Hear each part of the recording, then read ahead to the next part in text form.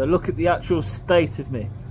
What I've had to do to try and keep warm in this bullshit. So it's, I think currently -1 degrees fucking Celsius, I believe. It's cold. So walking down here with all these layers on, I got a jumper, a t-shirt, 3 hoodies and a ski jacket. It was uncomfortable coming down here, but I've done this so I can be comfortable. Sat here doing some drawing, which is what I'm going to do for you. So I'm your host, by the way, Roller Royce, or Adam if you want to keep it Christian. So this is how the structure of this episode's going to go. We're going to smoke a terry. We're then going to get the art book out of the bag that I brought with me. I've got a load of pens here. We're going to do some fucking designs. Try to come up with a new design for later. Where I take my bag full of spray paint that I've got down there and I go over to Pelham Bridge and I cook up a new design on there. I just want to come up with something a bit new. Someone said on one of my videos the other day about how I've only got 1 or 2 designs. And yes and no. Like, yes, I do the same character all the fucking time, but I have got a couple hundred different variants of the same character. But I am not just a one-trick pony. I can do other shit. So that's what I'm trying to showcase for you tonight. So after we've done some artwork, we're going to probably smoke another Jeffrey. Then I'm going to do some letters, drawing quick for the strain that we're reviewing today, which is the Rainbow Zope. Leave that in the book, go over there, do some graffiti, boom, that's your episode. So I got my little piff rolled, some of the, what was it, Rainbow Zope, this one. And out of the 2 that I got that are both rainbow at the minute, I've got Rainbow Drops and Rainbow Zope. This is a really, really lovely smoke. Creamy, coming in, more dominant on the Zope. But it's also got some of that rainbow Sherb RS11. It's got a sweetness and a creaminess. Also get a sweetness in the creaminess, if that makes sense. It's very, very, very, very nice smoke. So I'm wrapped up that well. Size of this hoodie that I've got on right now, this hood. I reckon if I was in a pretty nasty car crash, it'd probably fucking stop the impact and it'd stop the helmet. Speaking of accidents, car crashes, whatever. I nearly had a pretty gnarly accident at work yesterday. So a Stanley blade pinged up in the air and fucking slapped me right off the top eyelid. So it's one of these like extendable red Stanley blades you get, and they've got like blades that you can snap off as you get further down. Stupidest idea ever invented. Fucking stupid, man. Because someone else told me about it before. It says, oh, watch out how you cut with these blades, because if you do it the wrong way, basically like a sawing motion, that'll ping the blade up or ping it off. So you're meant to just sort of like swipe with it, which is all good when your knife's new and sharp, but as they get old you start to have to use more of the fucking blade, put more force on it. It pinged me off the fucking eye and it felt like someone flicking you on the eyeball like that. So I was feeling it all day. And I know this sounds obviously obvious, it sounds stupid to say, but I am really glad to still have my eyeball at the minute. I'd be fucking one-eyed Willy walking around.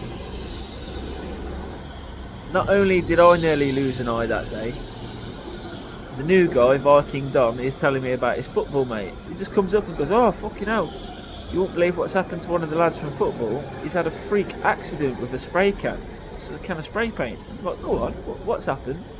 So he didn't know straight away, so he's had to message him to find out what the actual deal was, what happened. Let me tell you in just a second. Matey, Dom's friend from football, is in the shed. He's painting his shed on the inside with spray paint for whatever reason. Lazy method, must say, you know, get your brush out and your little fucking dipping tin, but for whatever reason, spray painting in the shed. So he's gone inside for about a 50-minute break or whatever in between coats. Instead, he's watched the football 50 minutes, comes back out, and however it's happened, I don't know yet, I don't know the details, but the can of spray paint has exploded. So he said he put it down next to the heater, so I'm guessing it's fucking blew up on him. And when they blow up, they're not just going to like blow up and shoot, it's going to blow up shrapnel everywhere, like fucking nasty work, man. And it's only gone and took his eye out. On the exact same day the Stanley blade flicked me in my eye, his other mate fucking lost his eye from a spray can. And I just think that's interesting because it ties in, like I was saying, me and him definitely would have had to become bros after this. Like if we lost our eye on the same day, it would have been like eyeball twins. But it ties in with the fact that with graffiti, you know, a lot of you watching my videos right now are graffiti artists and you like spray painting. So I've never heard of an incident where a can has fucking blew up on someone. when I first found out that that had happened,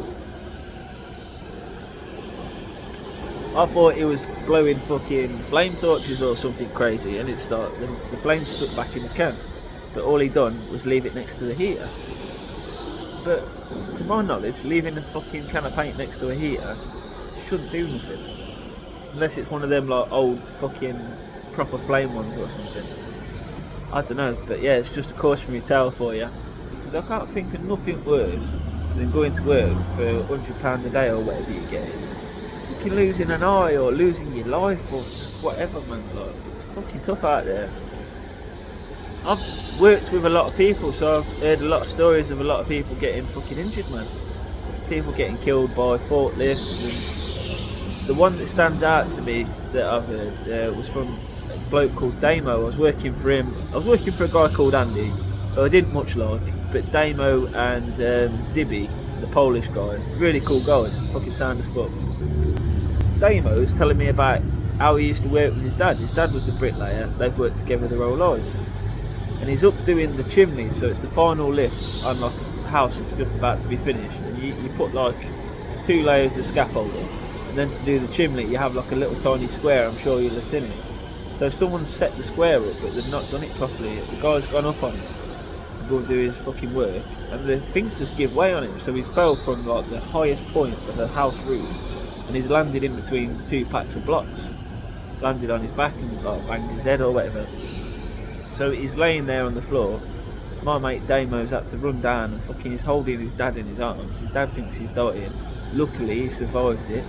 But he's holding him in his arms and he's got blood coming out of his ears and his mouth, and he's saying to his son, tell your mum I love her and all this and that. And fuck me, man, like, you're going to work trying to earn money. Stay safe out there. And it comes in threes as well, remember that. Your bad luck comes in threes. If you've got 2 fucking shit things happen to you back to back, have someone come and kick you in the leg. You know what I mean? Just get it out of the way. Good luck comes in threes as well. That is definitely a thing. Anyway, I feel like I'm fully back into the flow of the work rate strain review now. Like when I started it back up season 10, I was a bit rusty, or season 9, it just felt a bit uneasy and I didn't really enjoy doing it again. I don't know, that's why I stopped the work rate strain review. This weed's nice. Let me flip the camera and show you what we're dealing with. Oh god. Well, just ignore that, what I was showing you. It ain't burning bad, is it? I just didn't realise the ash were a bit wonky. I ain't really been smoking it properly, I've just been chatting shit to the camera. But I'll do another one up in a bit, and I'll show you how it's burning on that, because I've had it going crazy on the oil ring and that.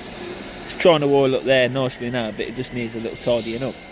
I'll probably be able to get this looking a bit nicer before the fucking roach. We're at about 2s now. And this is always my favourite part of the zoot. This is where like I think the flavour either gets really, really intense and really good, or this is when you find out that your weed's shit. Yeah, it is me again. It's probably about, I don't know, an hour and a half later, 2 hours later. Been doing some drawing in this subarctic temperature. That's not a lung full of smoke that you see me blow out. That's just breath. It's cold. We out here.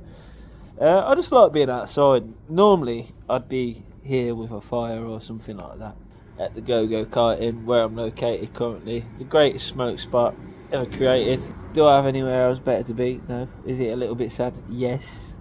But do I enjoy being here? Yes. It's like my Japanese garden. There you have him. I'm surprisingly warm actually.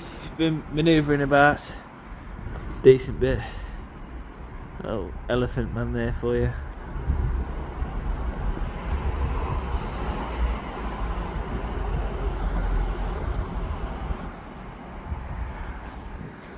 Nice little spot. Rainbow zope. You got a little angry leprechaun, and it says, I'll fight you if you say that rainbows are gay. 10 out of 10 for the rainbow zope. Phenomenal smoke.